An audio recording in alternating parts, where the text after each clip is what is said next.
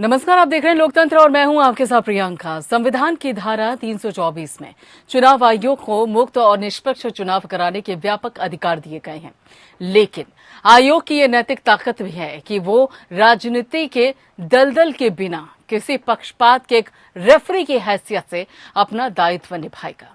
चुनाव आयोग को ये नैतिक ताकत काफी संघर्ष के बाद मिली, लेकिन अब हालात ऐसे हो गए हैं कि डर है कि कहीं चुनाव आयोग अपनी इस बेशकीमती जमा पूंजी का बंटा आधार न कर दे।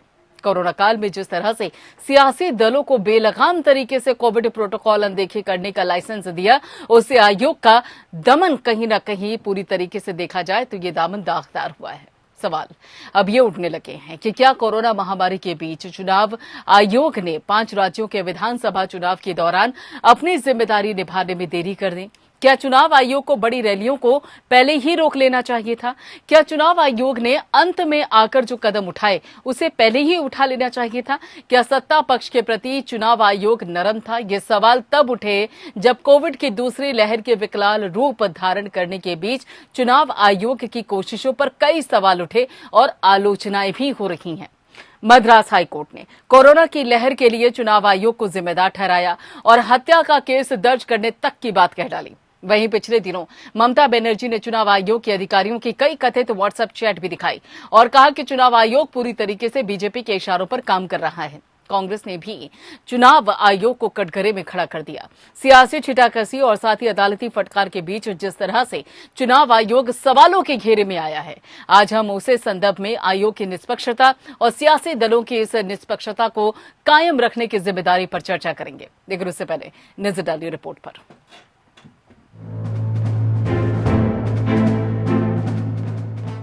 कोविड की सुनामी के बाद अब चुनाव आयोग कटघरे में खड़ा हो गया है। जिस तरह से आयोग ने चुनाव प्रचार के दौरान तमाम दलों द्वारा कोविड प्रोटोकॉल की अनदेखी को नजरअंदाज किया, उससे उसकी निष्पक्षता पर सवाल खड़े हो गए हैं। बंगाल की मुख्यमंत्री ममता बनर्जी ने एक बार फिर केंद्र सरकार और चुनाव आयोग पर निशाना साधा। ममता ने ऐलान किया कि वो चुनाव बाद सुप्रीम कोर्ट में चुनाव आयोग को निष्पक्ष बनाने के लिए गुहार लगाएंगी। इससे पहले ममता आयोग के अधिकारियों के कई व्हाट्सएप चैट दिखाकर ये आरोप लगा चुकी है कि चुनाव आयोग पूरी तरीके से बीजेपी के इशारों पर काम कर रहा है। Election Commission will have a highest regards. Now, like Election Commission, the important body, if they don't give justice to the state and the people, then where the people will go? Don't consider in the eyes of BJP and whatever BJP have been decided.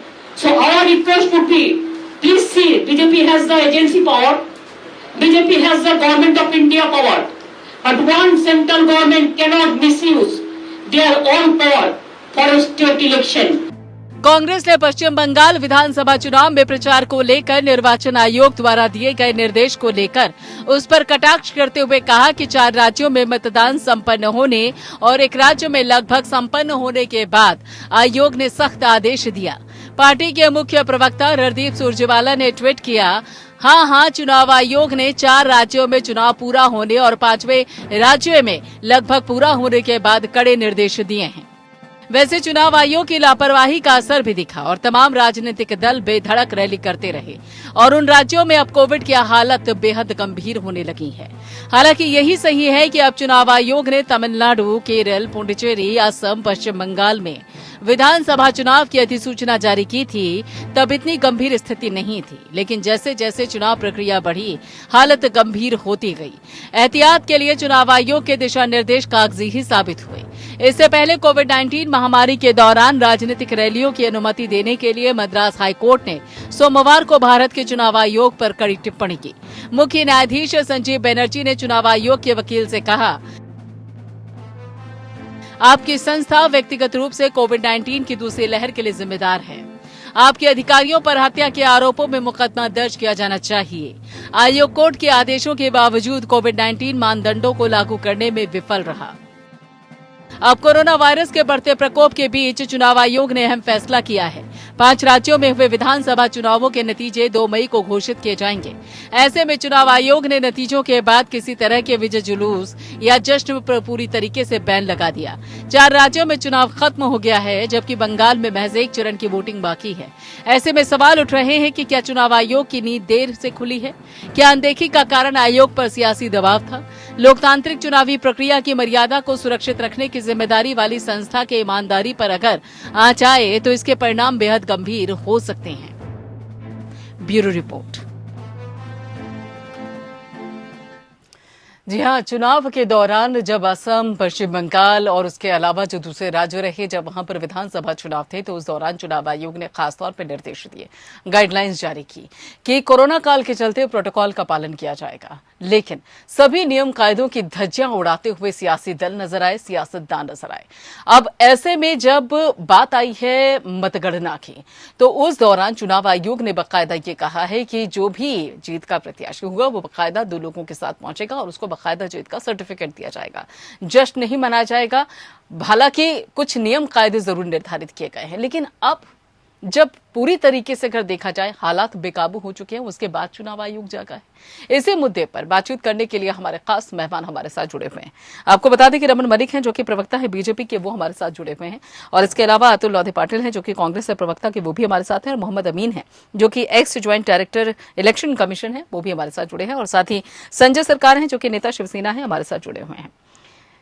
सबसे पहले मोहम्मद अमीन जी, चुनाव आयोग के अब जागने के पीछे कारण क्या समझा जाए, जब स्थिति पूरी तरीके से हाथ से निकल चुकी है? नियंत्रण करने की हालांकि कोशिश की जा रही है, लेकिन जो सख्ती, जो नियम कायदों के पालन करवाने को लेकर जो हिदायतें बेहद सख्ती के साथ होनी चाहिए थी, वो नहीं हुई। पूरी तरीके से उल्लंघन हुआ। खुद सियासतदान, सत्ता के लोग, विपक्ष के लोग उसकी धज्जियां उड़ाते हुए नजर आए। चूक किसकी है, लापरवाही किसकी है, कहां फेल हुआ चुनाव आयोग? ये सबको विदित है, ये सबको पता है। जब इलेक्शन होते हैं, इलेक्शन पूर्व सारी पार्टियों के अध्यक्षों को और उनके रिप्रेजेंटेटिव को बुलाकर बात की जाती है कि ये जो चुनाव होने जा रहा है उसमें आप अपना पूरा सहयोग देंगे और चुनाव आयोग की जो भी आचार संहिता उसका पालन करेंगे। ये क्लियर कट दिशा निर्देश वहाँ से दिए जाते हैं और ये लोग सभी हामी भरकर वहाँ पर आते हैं इलेक्शन कमीशन के सामने जाकर। जो आप आदेश देंगे, दिशा निर्देश देंगे, उसका हम पालन करेंगे। लेकिन सवाल इस बात का है कि जब इलेक्शन शुरू हुए उस वक्त तो ऐसी स्थिति नहीं थी और बिहार हमारा संपन्न हो चुका था, उस पर कोई ऐसी प्रॉब्लम नहीं आई थी। लेकिन अब ये वैश्विक महामारी है, रैंडम बिल्कुल इमीडिएटली जब 6 चुनाव हमारे 5 फेज पूरे हो गए बंगाल के, 6ठे फेज से बिल्कुल यहाँ पर परिस्थिति बिल्कुल उल्टी हो गई। और ये प्रदेश का ही सवाल नहीं जहाँ पे चुनाव हो रहे हैं, बल्कि आप इस बात से एग्री करेंगी, जितनी स्टेट्स हैं हमारे इंडिया की, हर स्टेट में कुछ न कुछ प्रॉब्लम्स आई हुई हैं और इतनी आई हुई हैं जहां हमारे इलेक्शन चुनाव हो रहे हैं उससे ज्यादा भयंकर स्थिति है। आप महाराष्ट्र देख लीजिए, 7 लाख से ऊपर गए, और अब देख लीजिए आपका आंध्रा, और उसके बाद आप देखिए छत्तीसगढ़, इतनी बुरी हालत है, राजस्थान की बुरी हालत है, सब जगह 1.25 लाख से ऊपर कोविड के पेशेंट हैं। और जो अवस्था फैली है उसके लिए देखिए हेल्थ मिनिस्ट्री नहीं संभाल पा रही है। अब एक बात के लिए, चुनाव के लिए कि उन्होंने सख्ती नहीं की, आप ये देखिए कि ऐसा नहीं है, हमारे ऑब्जर्वर हर जगह होते हैं, लोकल अफसर्स होते हैं, उनकी रिपोर्टिंग के आधार पर स्टेट के जो हमारे चीफ होते हैं वो अपनी टिप्पणी और आलेख के साथ में हमारे चीफ इलेक्शन कमीशन को भेजते हैं और पूरा कमीशन बैठ के तय करता है, उस पर उनको आचार संहिता के अगेंस्ट उनको पनिशमेंट दिया जाता है। लेकिन सवाल इस बात का है कि जो स्थिति पैदा हुई है उसके लिए पार्टियां भी कई हद तक जिम्मेदार हैं, ना कि इलेक्शन कमीशन जिम्मेदार है। इसके लिए आज देखिए क्या स्थिति है, हर आदमी त्राही कर रहा है, इसमें कोई इलेक्शन कमीशन की बात नहीं। हमारे अफसर जी, जहाँ तक आप कह रही थी ममता बनर्जी की, तो ममता बनर्जी ने तो पहले दिन से ही कहा है कि ऐसा है कि हमें चुनाव यहाँ पे नहीं चाहिए। वो चाहती थी इनको एक्सटेंड मिल जाता 5 साल का, और इससे पहले 10 साल उन्होंने राज किया, यही इलेक्शन कमीशन था, इसी के अफसर थे और सभी ने वहाँ पे चुनाव कराया और निष्पक्ष रूप से उनको माना उन्होंने। लेकिन अब उनकी परिस्थितियां कुछ दूसरी लग रही थी, इसलिए वो परेशान थी। जहाँ तक सवाल इस बात का है, वो तो ये चाह रही थी कि यहाँ से सिक्योरिटी फोर्सेज भी हटा दिए जाएं। भाई देखिए, सिक्योरिटी फोर्सेज गए, हमारे ऑफिसर्स गए, उनके अंदर तो कोरोना नहीं पाया गया। बात क्या है? बात है ये, इन्होंने पहले ही फेज में अपनी कोई कोरोना के लिए कोई तैयारी नहीं की, जिसका नतीजा है कि अब 2nd फेज और 3rd फेज शुरू होगा और उसके लिए भयंकर स्थिति पैदा होगी और हमारा इलेक्शन पूरा हो चुका है। लेकिन कल तक हम लोगों ने इलेक्शन कराए। जहाँ तक सवाल है, टाइम टू टाइम हमारा मीडिया, आप लोग भी इस समय इस पर की इलेक्शन कमीशन अपना कॉग्निजेंस लेता है और उसके ऊपर नोटिस इशू करता है। जिस हिसाब से आपने देखा है मीडिया को पूरा सम्मान देता है, इसीलिए ये बात की गई। अब ये लोग तो चाहते ही नहीं कि इलेक्शन हो, ये तो चाहते हैं हमेशा इलेक्शन कमीशन पर कोई ना कोई आरोप लगता रहे और हर पार्टी जो अपोजिशन में होती है वो चुनाव आयोग के ऊपर लगाती कि सत्ता पक्ष से मिला हुआ है। आप देखिए चाहे पहले बैलेट से होते थे उसके लिए प्रॉब्लम, ईवीएम आई उसके लिए प्रॉब्लम, वीवीपैट आई उसके लिए प्रॉब्लम। अब हर तरीके से ये लोग इलेक्शन कमीशन को दोष देते हैं, अपनी स्थितियां नहीं देखते, ये लोग कोई काम करके तैयार नहीं है। किसी भी पार्टी के लोग हों, जब हारते हैं तो उनको बुरा लगता है, इसके लिए इलेक्शन कमीशन जिम्मेदार नहीं है। जहां तक कोर्ट की टिप्पणी का सवाल है, इलेक्शन कमीशन सम्मान करता है और उन्होंने अपने ऑब्जर्वेशन दिए हैं और इसके लिए इलेक्शन कमीशन सोचेगा, विचार करेगा और जो इस मामले में अधिकारी हमारे पाए जाएंगे, चाहे वो ऑब्जर्वर हो, चाहे वो पार्टी के लोग हों, चाहे हमारे अधिकारी हों, उनको पनिश किया जाएगा, उनको छोड़ा नहीं जाएगा। और जहां तक आगे चुनाव की बात है, तो पहले भी रहा है कि इलेक्शन कमीशन जब उनका घोषित करता है चुनाव, जीत के बाद ये लोग खुशियों के लिए तांडव मचाते हैं सड़कों पे, तो वो देखा गया है, पहले ऑब्जर्व किए गए हैं। इसीलिए अब ये एकदम से रिपीटेडली स्ट्रांगली कहा गया है, जिसकी अभी सभी पार्टी और सभी देश के लोग आलोचना कर रहे होंगे कि इलेक्शन कमीशन क्यों नहीं स्ट्रांग हुआ। अब इसीलिए इन बातें वही है हमारी, पहले भी आदेश दिए जाते रहे और ये लोग माने न माने इसके लिए फिर अब सख्ती की जाएगी और जैसे ही चुनाव की घोषणा होगी फिर इनका जो प्रतिनिधि है वो आएगा या वो खुद कैंडिडेट आएगा, उसके साथ एक आदमी और आएगा और उसको इलेक्शन कमीशन सर्टिफिकेट दे देगा। लेकिन वहां पर तांडव मचाने के लिए, जुलूस निकालने के लिए, नारेबाजी करने के लिए कोई छूट नहीं होगी, उसके लिए पूरी सख्ती बरती जाएगी। ठीक है रमन जी, बीजेपी सत्ता में है केंद्र में और उसके साथ साथ कई राज्यों में भी। पश्चिम बंगाल में बाकायदा अपोजिशन के तौर पर चुनावी मैदान में एक संवैधानिक संस्था चुनाव आयोग, उसकी कार्यशैली पर, उसकी छवि पर बाकायदा दाग लगते हैं और न सिर्फ कलकत्ता हाईकोर्ट बल्कि मद्रास हाईकोर्ट भी उसको लेकर टिप्पणी करता है और वो भी एक तरह से देखा जाए तो नकारात्मक टिप्पणी ही है। ये जो परिस्थितियां बनी हुई हैं, क्या आपको नहीं लगता कि एक संवैधानिक संस्था पर इस तरह के सवाल खड़े होना एक सत्ता में काबिज पार्टी के लिए भी, खुद सरकार के लिए भी एक बड़ी चूक है, एक बड़ी त्रुटि है? देखिए, इस देश में दो किस्म की विचारधाराएं हैं। हाँ। और अगर मैं आज बड़े स्पष्ट तौर पर बोलूं कि कहीं ना कहीं कुछ लोग जो इन किसी भी पद पे बैठे हों वो उन विचारधाराओं से प्रभावित हैं, तो वो गलत नहीं होगी, ना ही अतिशोक्ति होगी। जिस समय सुप्रीम कोर्ट में 4 ब्रदर जज ने एक प्रेस कॉन्फ्रेंस करके ये बोला dissent is an integral part of democracy, उस समय ये भूल गए बोलना कि साथ में एक लाइन और जोड़ते थे कि democracy is governed by the majority verdict.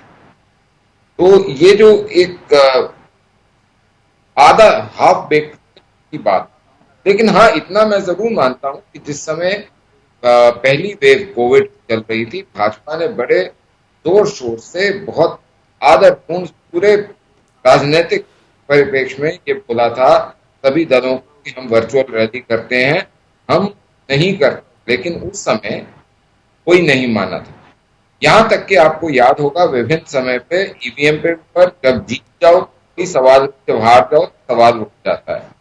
यही वो लोग और ऐसी विचारधारा के समर्थक हैं कि जो बोलते हैं पेपर बैलेट। तो मैं ये जो हिस्ट्री है इसलिए रख रहा हूं क्योंकि हमारे को इस हिस्ट्री बिना इस वर्तमान को नहीं समझ।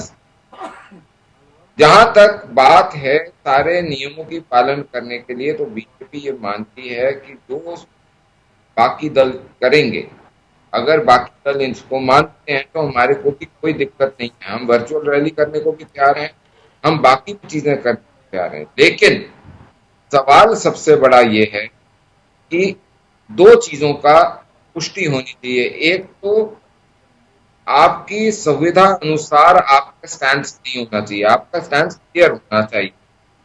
जब अगर बिहार के इलेक्शन में गलत था तो अब भी गलत होना चाहिए, अगर बिहार के इलेक्शन में ठीक था तो आज भी। दूसरा विषय कि अगर आप ये बोलते हैं कि कोविड के कारण आप चीजों को ऐसा चाहते हैं, बिल्कुल सबके लिए एक फील करिए कि इस दौरान बंगाल के इलेक्शन में, असम के इलेक्शन में, तमिलनाडु में, पुडुचेरी में, कर्नाटक में कौन सा ऐसा दल था जिसने अपना प्रचार रैली ना करी, और ये आशा करना कि भाजपा ना करे बाकी सब कर दें, क्या इस आड़ के अंदर आप इलेक्शन प्रभावित करना चाहते हैं? तीसरी बड़ी बात, संविधान क्या कहता है? क्या संविधान ये हमारे को देता है इजाजत कि जो निर्धारित अवधि है इलेक्शन की, कि फला डेट तक इलेक्शन हो, रिजल्ट हो जाना चाहिए, क्या बिना प्रेसिडेंट रूल लगे हुए या कुछ इस तरीके इमरजेंसी परिस्थिति हुए, क्या आप उसकी अवधि को बढ़ा सकते हैं?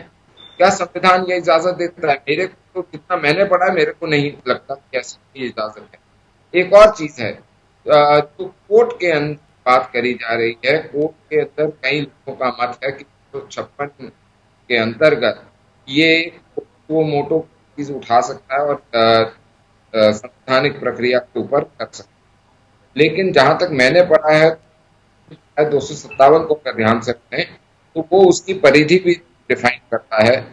तो मेरे को ऐसा लगता है कि वो हाईकोर्ट की एक प्रदेश का है, वो उस प्रदेश के इलेक्शनों तक तो टिप्पणी कर सकता है, लेकिन उससे बाहर के प्रदेशों पर टिप्पणी नहीं कर सकता। हाँ, इतना जरूर मानता हूं कि इलेक्शन कमीशन और सख्त होना चाहिए था और सभी पार्टियों पे सख्त होना चाहिए था, और इलेक्शन कमीशन का भी एक दायरा होता है। हमारे पूर्व जो चुनाव आयोग में काम कर रहे हैं वो बताएंगे आप कि अमीन साहब की चुनाव आयोग एक संवैधानिक बॉडी है, लेकिन ये संवैधानिक बॉडी अपना कारिंदा, अपना वर्कफोर्स कहां से लेता है, ये अमीन साहब आप बहुत अच्छी तरीके से बता सकते हैं। ठीक है रमन मलिक जी, वो वर्कफोर्स कहां से आता है है और वो किसके प्रभाव क्षेत्र में होता है, ये भी वो बता सकते हैं। ठीक है रमन मलिक जी, आपने कहा कि देखिए चुनाव आयोग को थोड़ा सा और सख्त होने की जरूरत थी, थोड़ी और सख्ती बरतने की जरूरत थी जो भी अभी विधानसभा चुनाव हुए। तो आप ये मानते हैं कि कहीं ना कहीं चुनाव आयोग से चूक हुई है, इस संवैधानिक संस्था से विधानसभा चुनाव के दौरान चूक हुई है? आप ये पूरी तरीके से बात मानते हैं? क्योंकि आपने खुद कहा कि सख्ती होनी चाहिए थी। थोड़ा और सख्त होता तो शायद ये जो लोग चुनाव आयोग के ऊपर मन मर्जी से टिप्पणी कर देते हैं, क्योंकि चुनाव आयोग के पास सुप्रीम कोर्ट की तरह दंडित करने की सावत नहीं है, इसलिए जिसका मन आता है, जब मन आता है चुनाव आयोग के ऊपर टिप्पणी कर देता है। मैं ये समझना चाहता हूं कि जब आप एक इलेक्शन जीतते हैं तब आपकी ईवीएम मशीन बिल्कुल होती है, तब आपको पेपर बैलेट की जरूरत नहीं होती, तब निष्पक्ष हो जाता है चुनाव आयोग। अगर आप हार जाएं तो ये सारी चीजें वापस इन्वोक हो जाती हैं, तो ऐसे दोहरे मापदंड को भी सहना पड़ता है चुनाव आयोग। ठीक है संजय सरकार जी, यहाँ पर अभी जिस तरह से कह भी रहे थे मोहम्मद अमीन साहब कि जो विपक्षी पार्टियां हैं उनकी भी जिम्मेदारी बनती है, और खुद अगर देखा जाए टीएमसी चूंकि पश्चिम बंगाल में सत्ता में है पिछले 10 सालों से, तो ऐसे में उसकी जिम्मेदारी और बन जाती है कि यहाँ पर जो भी नियम कायदे हैं उसको ठीक से पालन उसका करवाया जाए, कम से कम अपनी जनता का ख्याल रखा जाए। तो यहाँ पर क्या मानकर चले जाए कि पूरी तरीके से चुनाव आयोग की जो गाइडलाइंस थी उसका उल्लंघन किया गया, उसको दरकिनार किया गया? पहले चुनाव था, उसके बाद जनता। हर चैनल में जहाँ बैठते हैं हम हर जगह बोल के आए हैं, ये चुनाव आयोग जो आया है, ये सुनील अरोड़ा जो है एक कमजोर इंसान है और ये मालिक का तोता बन चुका है। मतलब पिंजरे बन जो मालिक का तोता होता है ना, ये तोता बन चुका है। मैं पहले से आपको आप हर चैनल में यही चीज बोलते हैं। आज बंगाल में और हिंदुस्तान में जो कोरोना के इतना बड़ा भयंकर रूप हुआ है, इसके पूरे जिम्मेवारी सुनील अरोड़ा जी के है। मैं एकदम बोलता हूँ, कोर्ट को चाहिए इनको खिलाफ FIR murder attempt to murder attempt ये एफआईआर दर्ज करके सुनील अरोड़ा पहले ममता जितना जल्दी हो सके ये सुनील अरोड़ा को अरेस्ट करना चाहिए। क्यों? ये भारतीय जनता पार्टी नरेंद्र मोदी और अमित शाह के बात पे ये चलते रहते हैं, और बंगाल में जो 8 दफा चुनाव कराया है ये बहुत बड़ा कारण है। ये बंगाल में भारतीय जनता पार्टी नहीं जीत पा रहा है। मैदान में कौन खेल रहा है? मैदान में तृणमूल कांग्रेस के खिलाफ चुनाव आयोग लड़ रहे हैं और सेंट्रल फोर्सेस लड़ रहे हैं। इसके अलावा यहाँ पर भारतीय जनता पार्टी को कोई दिखाई नहीं दे रहा है, बूथ में एजेंट दे नहीं पा रहा है। एक मिनट रमन जी, बात उनको पूरी कर लेनी चाहिए, फिर आऊंगी आपके पास। 330 मैं आपको बता रहा है। नहीं, मेरा सिर्फ इतना सा है कि 330 मेरे को बोलने दीजिए, आप बोले हैं 330 बूथ है, जहाँ पर 250 बूथ में भी एक विधानसभा में भारतीय जनता पार्टी वहाँ पर अपना पोलिंग एजेंट दे नहीं पाया है। और इनके लिए काम कौन कर रहा है? CISF, BSF और सेंट्रल आर्म फोर्स और इसके अलावा चुनाव आयोग के जो अधिकारी ऑब्जर्वर है, ये लोग भारतीय जनता पार्टी के लिए मैदान। संजय जी, आपकी बातों से मेरे को एक बहुत बड़ी विरोध करना चाहता हूँ। आप वर्दी को जो देश की सुरक्षा करते हैं उनके ऊपर इल्जाम लगा रहे हैं। आपको बीच में हम बात नहीं किए हैं, आपको बीच में हम बात नहीं की, आपको बात हम अच्छे तरफ से सुने हैं। सुनिए अच्छे तरफ से सुनिए। यूपी में डबल इंजन की सरकार का मतलब क्या होता है? क्या है? एक मिनट रुकिए, मैं आपको पूरा मौका दूंगी रमन जी अपना सवाल रखने के लिए। बस 1 मिनट रुक जाइए रमन जी, मैं आपके पास आऊंगी, आपको पूरा मौका दूंगी अपनी बात कहने के लिए। पूरा मौका मिलेगा आपको अपनी बात कहने के लिए, बस जरा थोड़ा सा सब्र कीजिए, ठीक है? यूपी में डबल इंजन का सरकार है। रमन जी थोड़ा सा सब्र रखिए, आपके पास आ रही हूँ आपकी बात रखने के लिए। यहाँ पर आप अपनी बात पूरी तरीके से रखिएगा, मौका मिलेगा आपको, बस 1 मिनट रुकिए।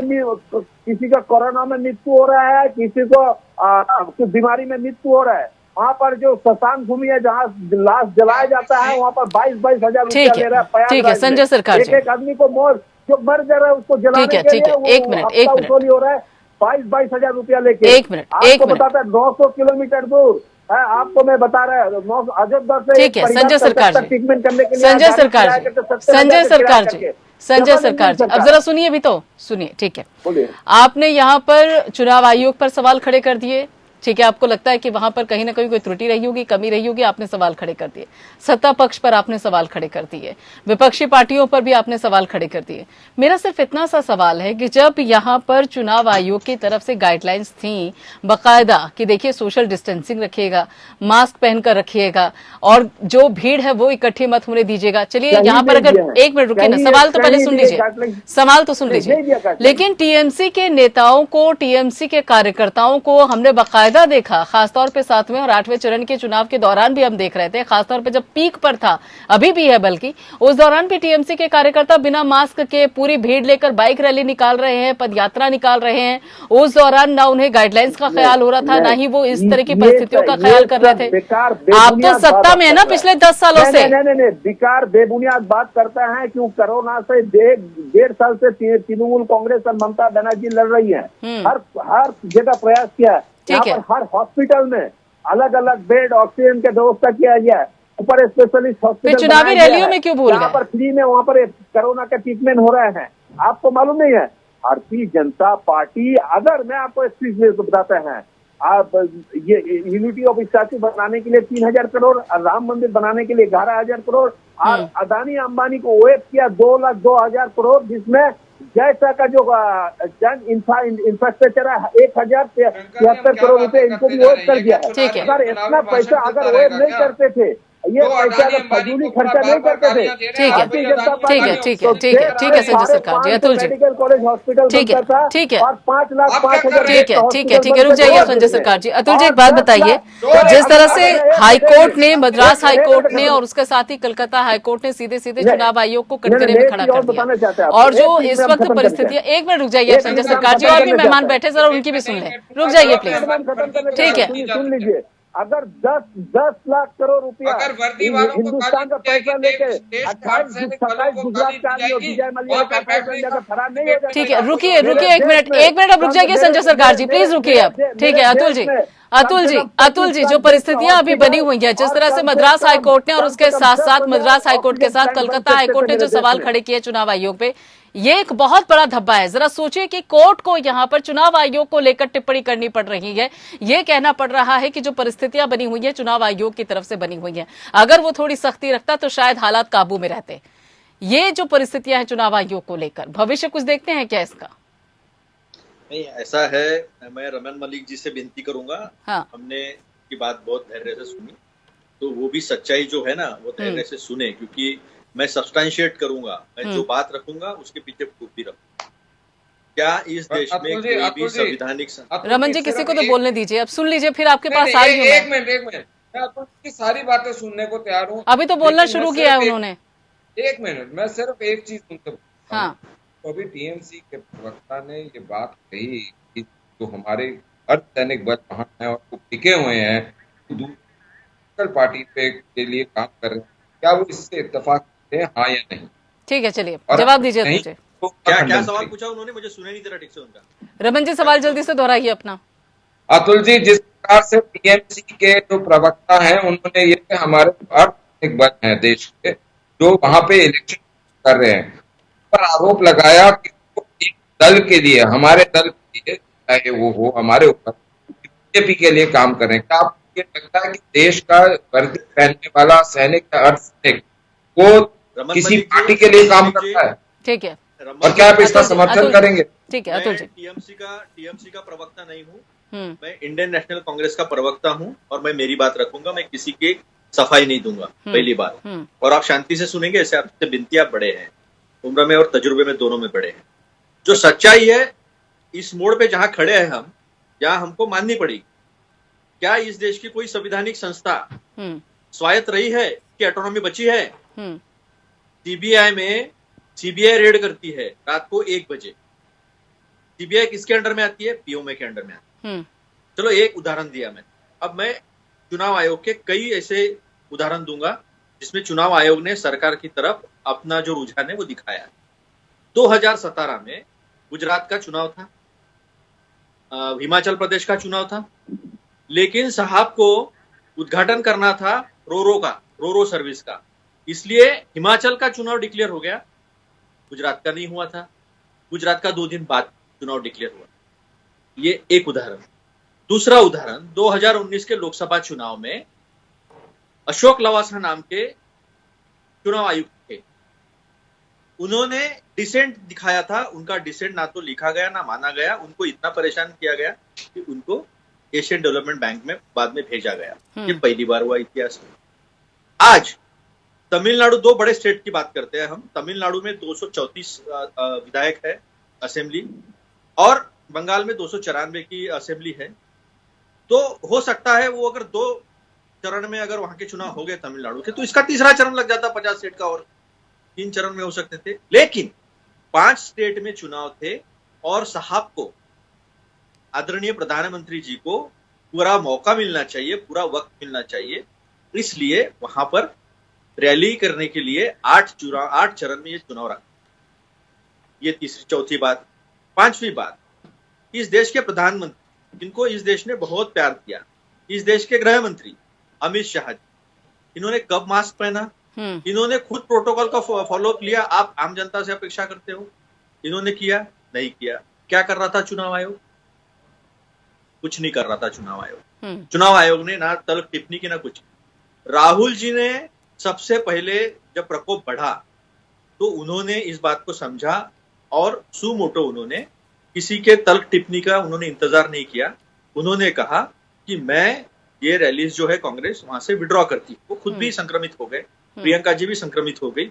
उसके बाद नरेंद्र मोदी जी की रैली चलती रही, फिर उन्होंने हट रखा अपना कि 500 लोग सामने रहेंगे और वर्चुअल रैली होगी, और उन्होंने रैली खत्म करने के, उन्होंने ऐलान करने के बाद फिर चुनाव आयोग कहता है कि इसके बाद कोई रैली नहीं होगी, कि उसके पहले चुनाव आयोग नहीं कह सकता था जब तक मोदी जी ऐलान नहीं करते। तो ये जो सामने दिखता है ना, ये छुपता नहीं है साहब। ये देश का संविधान है और सबको सत्ता में आने का अधिकार। ठीक है, ठीक है, ठीक है। यहाँ पर आएंगे आपके पास रमन जी, ताकि आप इन सवालों का भी जवाब देख सके। लेकिन फिलहाल वक्त है एक छोटे से ब्रेक का। देखते रहिए। जहाँ चुनाव आयोग ने साफ तौर पे कहा था कि गाइडलाइंस का पालन होना चाहिए, लेकिन अब जब इस तरह की रैलियां हो रही थी, जब बाकायदा सियासी दल, सियासतदान बिना मास्क के भीड़ में लोगों के बीच में पहुंच रहे थे, उस दौरान आखिर चुनाव आयोग कहाँ था? आखिर अब चुनाव आयोग क्यों जागा? इस बाबत कई सवाल खड़े होते हैं। लेकिन इससे पहले रमन जी एक बात बताइए, अभी जो सवाल यहाँ पे सुनील जी खड़ा कर रहे थे, बात रखनी नहीं दी पूरी। अतुल जी जो अपनी बात रख रहे थे, 1 मिनट, अतुल जी अभी कह रहे थे कि उस दौरान हम देख रहे थे रैलियों में खास तौर पे कि देश के गृह मंत्री, देश के प्रधानमंत्री और उसके साथ साथ कई दिग्गज चेहरे बिना मास्क के रैलियों में खासतौर पे जनता को संबोधित करते हुए नजर आए थे। तो इनका जवाब कौन देगा? क्योंकि जो गाइडलाइंस थी चुनाव आयोग की तरफ से थी। जब बड़े पद पर बैठे हुए लोग इस तरह की गाइडलाइंस का पालन नहीं करेंगे तो फिर जनता से क्या उम्मीद की जाए? अतुल जी का सवाल बिल्कुल वाजिब है, इसका जवाब है आपके पास? बिल्कुल है। इस प्रकार से बहुत सारे फुटेज आपके पास भी होगी, विभिन्न मीडिया चैनल्स के पास भी है। प्रधानमंत्री हो, जेपी नड्डा जी हो, अमित शाह जी हो या योगी जी हो या अन्य लोग हों, जब वो स्टेज पे आते थे नीचे से चलते हुए और जहां स्टेज पे वो आते थे तब जाके उन लोगों से जो कि ऑलरेडी वेरीफाइड थे कोविड नेगेटिव, उनके साथ वहां पे थे और वहां स्टेज पे आके मास्क उतारते थे। ये बैकडोर कवरेज हम सब ने देखी है, कोई ऐसा नहीं है। मैं चाहे तो आपको भेज दूंगा। एक चीज, दूसरी चीज, इस जो बात कर रहे हैं इसमें बहुत सारे नेता थे, राहुल गांधी थे, प्रियंका गांधी थी, ममता बनर्जी की, बाकी दल थे, चाहे वो जो केरल के हैं, चाहे वो तमिलनाडु के हैं, ये सारे थे। राहुल जी ने 14 तारीख को आसाम में रैली करी, बंगाल में रैली करी थी आसाम में। उसके बाद जब उन्हें कहा कि वहां भीड़ नहीं मिली, उन्होंने बहुत सहजता से ये बोल दिया कि मैं नहीं करूंगा। हमने 2020 में बिहार के चुनाव के समय ये बहुत स्पष्ट रूप से बोला था कि हम वर्चुअल कर लेते हैं, हम साक्षात ना होके वर्चुअल कृत्रिम रूप से वहां पे हो। एक चीज तो ये जो उन्होंने क्वेश्चन थे। एक और मैं उनको याद दिलाना चाहूंगा और हम आपको भी और आपके माध्यम से इस देश को भी। अर्जुन सिंह मुख्यमंत्री होते थे, एक अफसर थे नवीन चावला, और एक विदेशी महिला थी जिसका काम ये था कि पुरानी मूर्तियां इधर से उधर। उन नवीन चावला की वाइफ जो थी वो भी उसके साथ। बाद में वो नवीन चावला जो है क्या बनता है देश ने देखा, ने कैसे काम करा ये देश ने देखा। तो जिनके अपने घर कांच के होते हैं, कम से कम उन्हें अपना गिरेबान ढांप देना चाहिए इससे पहले कि ऊपर उंगली उठाएं, तो ये भूल जाते हैं उस कांच के घर में हर दिशा से बाकी 3 उंगलियां अपने ऊपर दिख रही होती हैं। तो ये अशोक आलोक जी हैं, ये नहीं अतुल जी हैं वो। ठीक है मोहम्मद अमीन साहब। ठीक है प्रियंका जी इतना सफेद बोल रहे हो, मैं कई रैली दिखाता हूँ, रैली में गाड़ी पर खड़े हैं वो बिना मास्क के, सारे इंटरव्यू दे रहे हैं, यहाँ तक कि मैं अमित शाह जी का ये भी वीडियो दिखा सकता हूँ। अरे अब अपनी बारी में तो आप अपनी बारी में तो आपको रुका नहीं जाता, आप जो बोल रहे थे तो मैं सुन दूसरे को पार्ट पहले आते हो। ठीक है, अपनी बारी में रुका गया, अभी मेरे पास हो गया। ठीक है मोहम्मद अमीन साहब, ठीक है, एक मिनट रुक जाइए। मोहम्मद अमीन साहब, मेरा एक सवाल है। चुनाव आयोग ने अब कहा है कि जब आप नतीजे सामने आ जाएं तो उसके बाद आप जश्न नहीं मना सकते, विजय रैली नहीं निकाल सकते। लेकिन मैं ये जानना चाहती हूँ कि अब तो जो नतीजे आने के बाद ही बाकायदा देखा जाए तो विजय रैली होती है या बाकी का जश्न होता है, लेकिन क्या उसके बावजूद भी चुनाव आयोग के पास इतनी शक्तियां रहती हैं कि वो इस तरह के जो दिशा निर्देश हैं वो दे सके? नहीं, आप ये देखिए ना कि पहले भी समय समय पे इनको दिशा निर्देश दिए जाते हैं, सारी पार्टियों को। नहीं, मैं नतीजे आने के बाद की बात कर रही हूँ, नतीजे आने के बाद की बात कर रही हूँ। ये कोई आज नई गाइडलाइन नहीं है, मैं खुद भी रहा हूँ काउंटिंग में। ऐसा है कि ये ऑलरेडी ऑर्डर थे, जिस वक्त चुनाव आयोग इनके घोषित करेगा। और अब देखिए उन्होंने ये कहा है कि सिर्फ इसमें 2 ही लोग आएंगे, एक कैंडिडेट के साथ में 2 लोग आएंगे जो सर्टिफिकेट लेके जाते हैं कि जीत गए। उसके बाद कोई भी जश्न, कोई भी सड़क पे नाच ड्रामा कुछ भी नहीं होगा। ये पहले करते रहे हैं और ये गाइडलाइन थी। लेकिन जो हमारा एक रेंज होता है जहाँ पे काउंटिंग की जाती है, उसका एक रेंज है, सबको पता है पार्टियों को, उसके आगे जाके इनको करने का अधिकार था। लेकिन अब जब ये हालात देखे हैं और लोगों ने क्रिटिसाइज शुरू किया है इलेक्शन कमीशन को, तो इलेक्शन कमीशन इनको दूर तक मनवाएगा और इसीलिए इसने पाबंदी लगा दी है कि कोई भी इनको सर्टिफिकेट दिया जाएगा, इसके बाद यहाँ पे कोई डांस ड्रामा और नारेबाजी और रैली कुछ नहीं होगी। ये अब स्ट्रिक्टली कह दिया है। इससे पहले भी करना चाहिए था, जो हमारे अधिकारी थे उनको रिपोर्ट देना चाहिए था। और उसके लिए देखिए अभी न्यायालय ने भी तमिलनाडु में कहा है और अपना ऑब्जर्वेशन दिया है। अब होगा क्या इसमें, जो है जो हमारे अधिकारी हैं, ऑब्जर्वर हैं और उसके अंदर पार्टी के लोग हैं, ये सब देखे जाएंगे, इन पे FIR होगी बाकायदा। ठीक है, ये ना समझेंगे इनके FIR नहीं होगी और एक्शन नहीं होगा। ठीक है, इलेक्शन कमीशन बदनामी नहीं चाहता है, ठीक है, अमीन साहब चाहता है जी। अमीन साहब और जो अभी कांग्रेस के प्रवक्ता कह रहे थे कि उसके, अब ये अपने बात देख लें, ये काम इनके समय में होता था। KPS गिल क्या थे, इनके MP बने चीफ इलेक्शन कमीशनर के बाद वो बने कमिश्नर और उसके बाद चीफ इलेक्शन कमिश्नर, उसके बाद रिजाइन करके फिर इनके MP और मिनिस्टर। और आप देख लीजिए लवासा की बात कर रहे थे जी, लवासा साहब की बात है, लवासा साहब को आपको पता नहीं है, उनके घर पे रेड हुई है, उनके उनकी वाइफ इन्वॉल्व पाई गई है और उसके बाद इनको अपने आप छोड़ के चले गए वो। ठीक है, इसका जवाब मुझे देना पड़ेगा। नहीं, मेरे को अभी रुक गई। अभी एक चीज मैंने अमीन साहब से पूछी थी प्रियंका जी, और मेरे ख्याल से तो बहुत जरूरी है आवाज मुझे क्लियर नहीं आ रही। इस पूरे परिप्रेक्ष्य को समझने और समझाने के लिए देश एक मिनट रुकिए जरा, 1 मिनट अतुल जी, आऊंगी आपके पास, जरा रमन जी का सवाल हो जाए। हाँ रमन जी पूछिए अपना सवाल। अमीन जी, मेरा सवाल आपने इतना सा पूछा था मैंने प्रियंका जी के माध्यम से, क्वेश्चन भी समझ में नहीं आ रहा, आप कर दीजिए। कोई बात, मैं आपको समझा देती हूँ। पूछिए रमन जी, जल्दी कीजिए।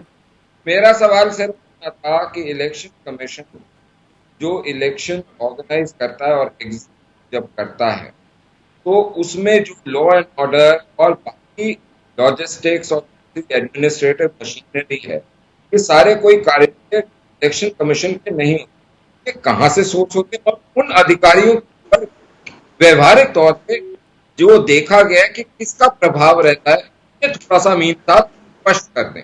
ठीक है मोहम्मद अमीन साहब, सीधे यहाँ पे रमन जी ये पूछ रहे हैं कि जो भी यहाँ पे सोच रहता है, जो भी काम होते हैं, जिस तरह का भी प्रभाव होता है, जो अधिकारी यहाँ पे काम करते हैं, उस बाबत आखिर कोई असर, कोई प्रभाव या कोई ताकत कहाँ से आती है? आखिर किस तरह की कार्रवाई होती है, किस तरह से पूरा क्रियाकलाप होता है? ये भाई देखिए, इलेक्शन कमीशन के पास अपना कोई पावर के अलावा अपने पास कोई अधिकारी नहीं है।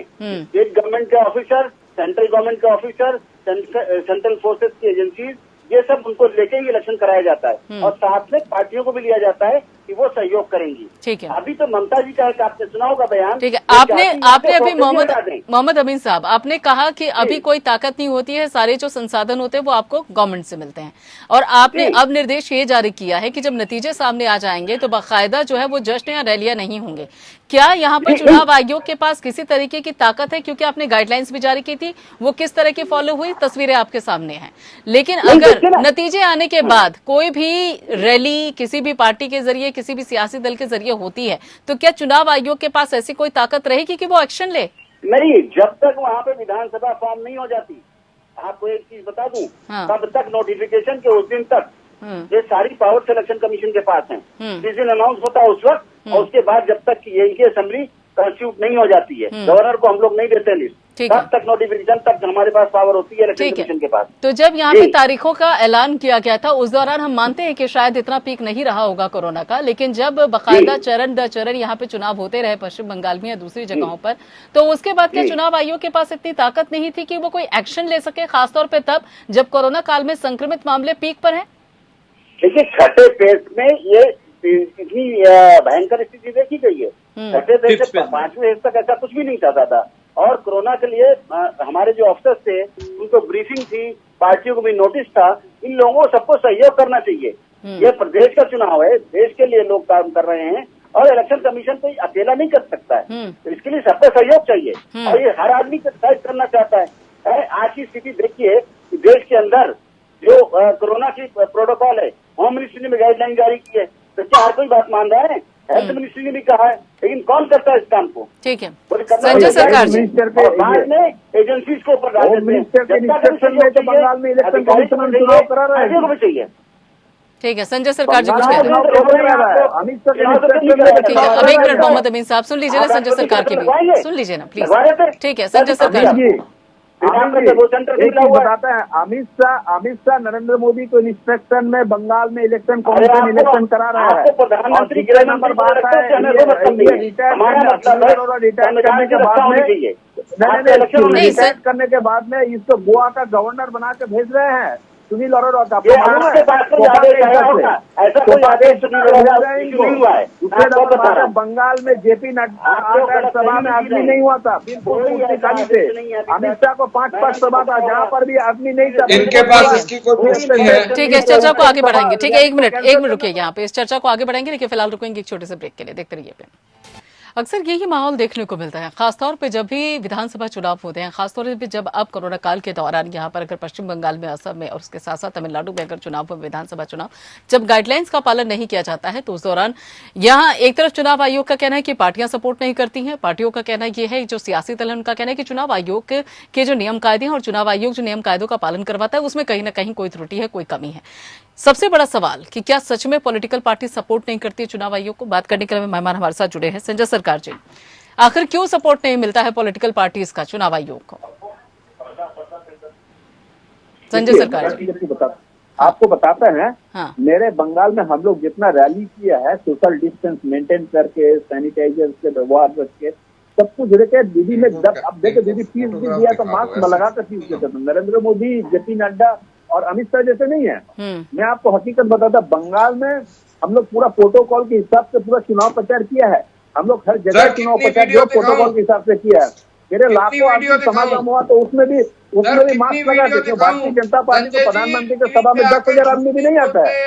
10,000 आदमी को प्रधानमंत्री की सभा में नहीं आता। रुक जाइए रमन जी, उनको बात पूरी कर लेने दीजिए। वीडियो की बात मत लाइए, वीडियो बहुत सारी है। फिर रुक जाइए रमन जी, बात पूरी कर लेने दीजिए, फिर आऊंगी आपके पास। भारतीय जनता पार्टी को ठीक है संजय सरकार जी, बात पूरी करने के लिए 300, 500 रुपया दे के लेके आने पड़ता है। और अच्छा का 4 सभा रैली किया, कैंसिल करना पड़ा जहाँ पर आदमी आया ही नहीं है। जेपी नड्डा का 8 रैली कैंसिल करा जहाँ आदमी आया ही नहीं है। बंगाल में देखा, जब तक ये चुनाव हार रहे हैं, तब कोरोना का बहाना देके नरेंद्र मोदी बंगाल से भाग गए हैं।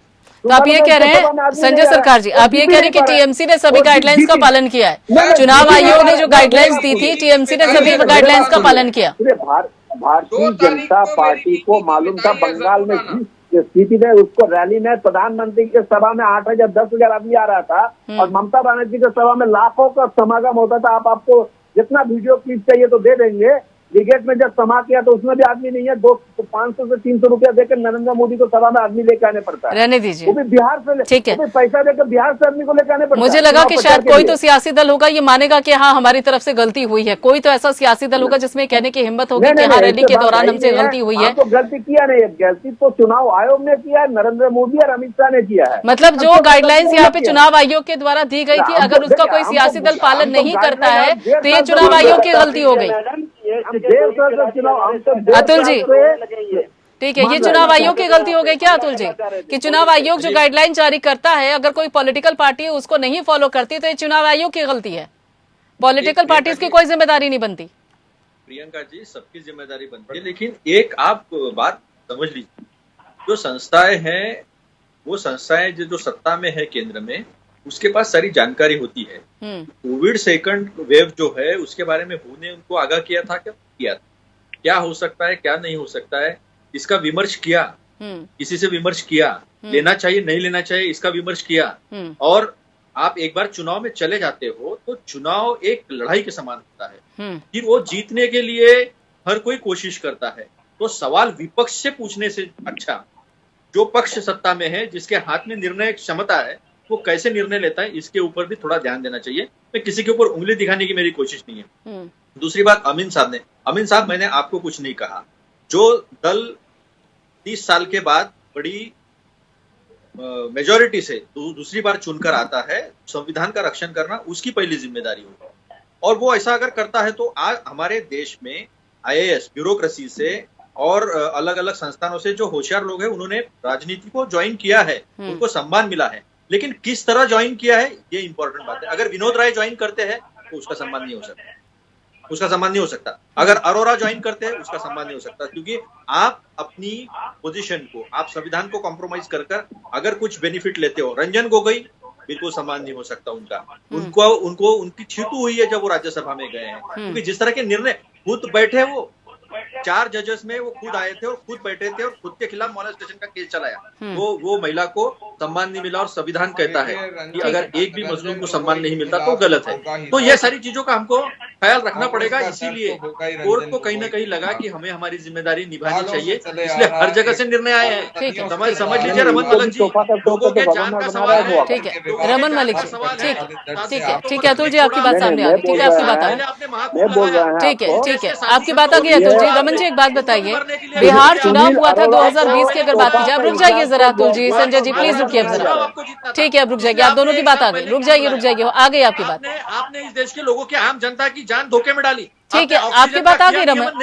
अतुल जी बात आ गई। ठीक है रमन जी एक बात बताइए, 2020 हमने देखा बिहार चुनाव जब हुए थे उस दौरान, तो किस तरीके से बाकायदा जो वीडियो कॉन्फ्रेंसिंग के जरिए वर्चुअल रैलीज हुई थी, चाहे फिर वो जेपी नड्डा हो, चाहे वो देश के प्रधानमंत्री हो, उन सभी ने अगर देखा जाए तो वर्चुअल रैली की थी। बाकायदा उस दौरान नजर आया कि कम से कम कोशिश हो रही है।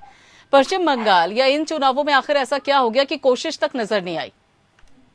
देखिए, हमने बड़ी शिद्दत से, बड़ी ईमानदारी से बात की कि अगर सब एग्री करते हैं तो हम ये करने को तैयार हमने किस प्रकार से हो सकती है ये भी बात कही।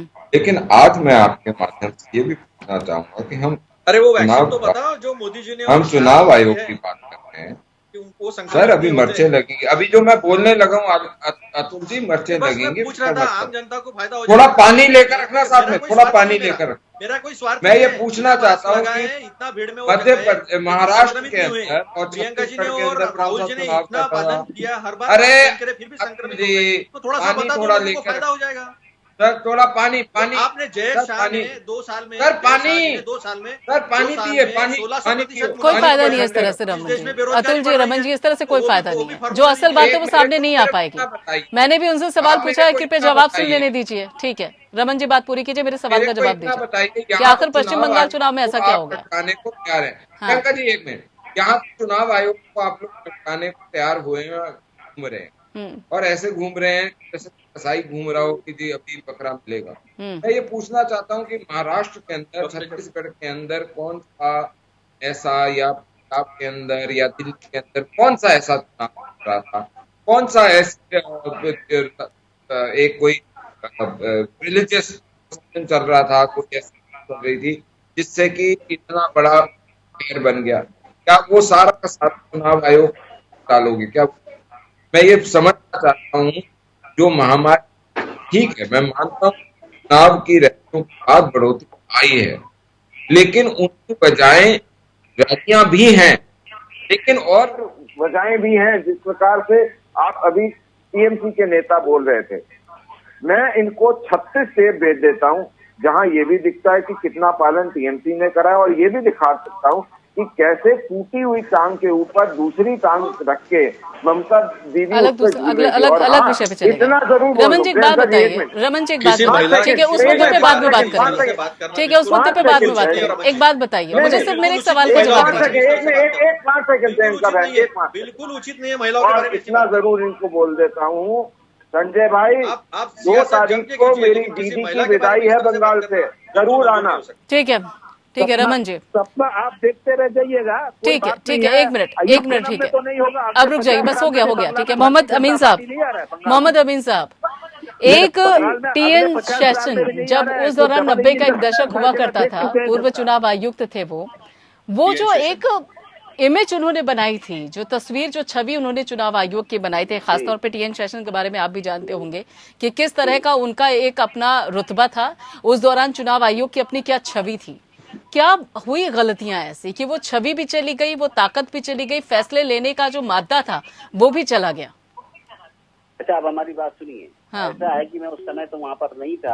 हाँ। लेकिन उससे पहले भी चुनाव आयोग ने चुनाव कराए थे, उसके बाद भी कराए हैं, और शेषन साहब के टाइम में भी। अब अंदर की बात ये है जो आप जानना चाह रही, तो मैं आपको बता देता हूँ कि वो एक बहुत अच्छे एडमिनिस्ट्रेटर थे, और इतने अच्छे एडमिनिस्ट्रेटर थे कि वो अपने किसी भी कुलीग को जो उनके साथ में काम किया, इनके केसीस गिली जो उस टाइम भी थे, किसी को भी कोई अधिकार नहीं था सिवाय शेषन के अधिकार के अलावा। ये 1 मैन शो था उनका, और इस केस में ये सुप्रीम कोर्ट तक केस गया और ट्रिब्यूनल में भी गया। आपको ये पता होना चाहिए। वो अमीन साहब बाद में दो किसी को पालन, अब क्या है लोकतंत्र में तीनों का जो निर्णय है उसको इकट्ठा माना गया, मेजॉरिटी इन द लॉ, इस प्रिंसिपल पर वो निर्णय हुआ, जायजा लेते हैं और मीटिंग करते हैं और सहमति के साथ होता है।